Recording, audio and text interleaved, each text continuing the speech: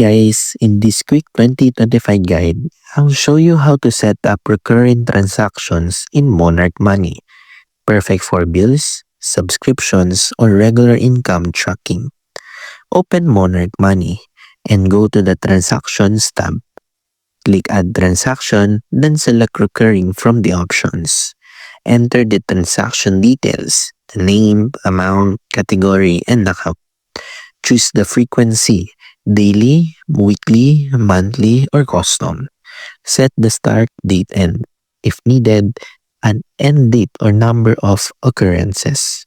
Save the transaction and Monarch will automatically record it at each interval. You can edit or cancel recurring transactions anytime from the recurring transaction list. And that's it. Your recurring transactions in Monarch Money are now set up. If this helped, don't forget to like and subscribe for more 2025 Finance app tutorials.